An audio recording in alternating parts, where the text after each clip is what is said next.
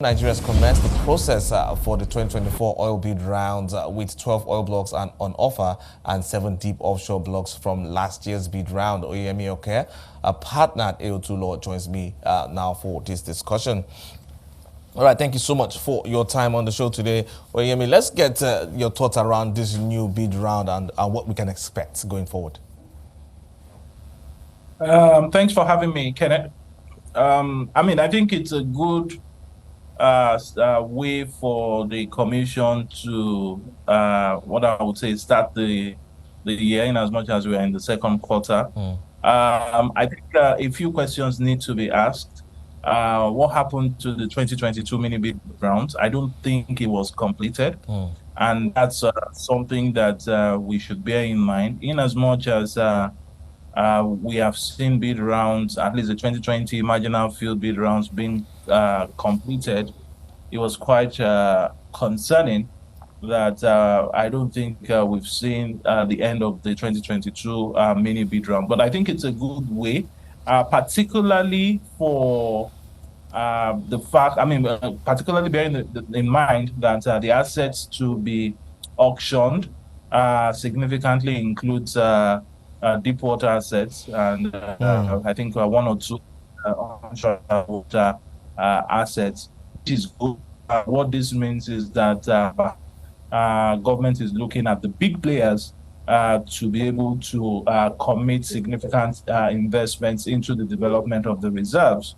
It also creates opportunities for certain type of, I would say, mature players, mature Nigerian players within the space, perhaps to also throw their hands into the ring in terms of trying to test their hands on deep water assets. But all in all, I think it's a good way for governments to raise revenue and also ultimately develop reserves. Yeah, I think you took my second question kind of out of my mouth already, because I want to get to the issue of capacity between in the indigenous players here, and looking at like the deep water assets, like you rightly mentioned, in terms of capacity. Do you think, because we've previously had issues with idle blocks, people who have already gone through a bid and they're not able to develop the assets over time. And I'd like you to speak to that in terms of how mature we are as an industry for the indigenous players, and how you think they can venture into some of these assets.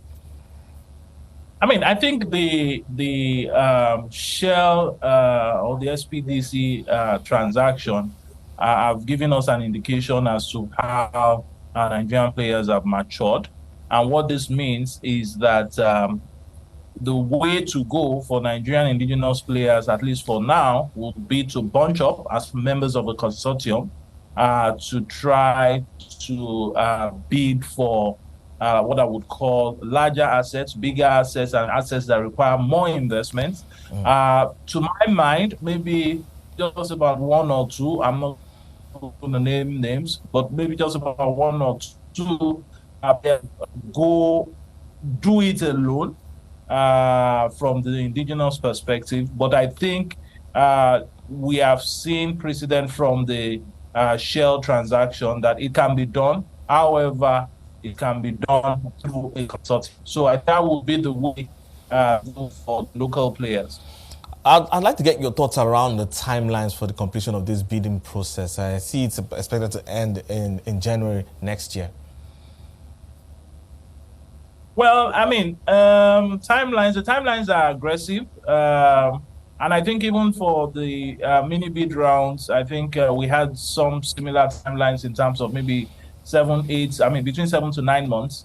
Although there were amendments of timelines, I recall that the commission had to seek presidential approval to amend the timelines.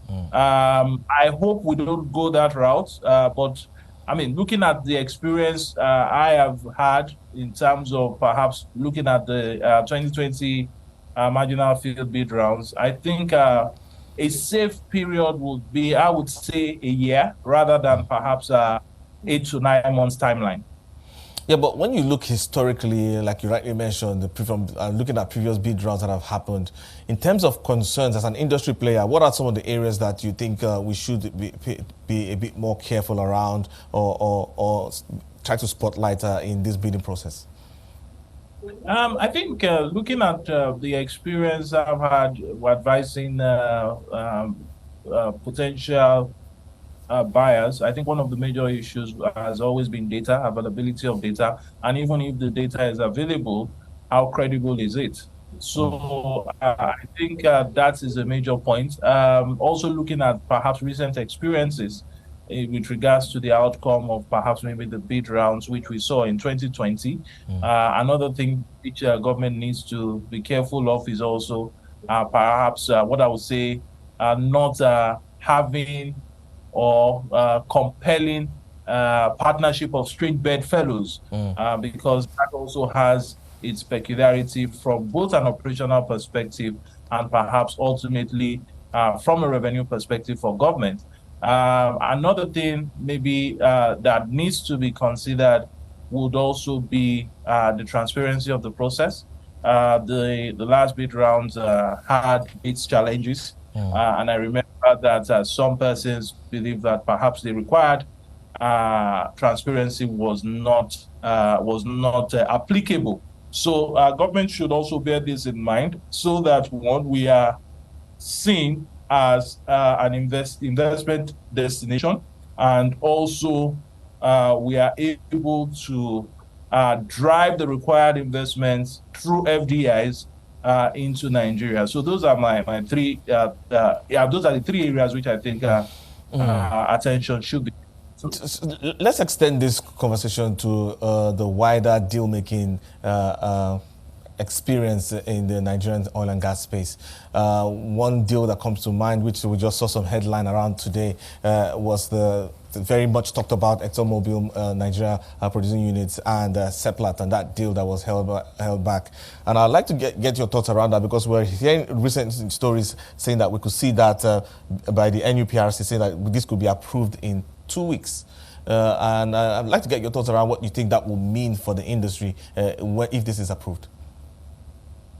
I mean, I think for the transaction parties, I guess it's a huge, it will be some type of, right? I mean, I had to quickly trace the transaction, and I found out that apparently the transaction started, or perhaps maybe parties were at DDEM as far back as 2022. We've seen the wait for government approval for 2 years.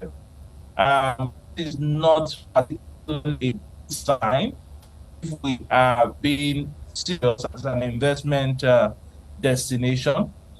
We should be able to conclude transactions such as this in perhaps a much shorter time.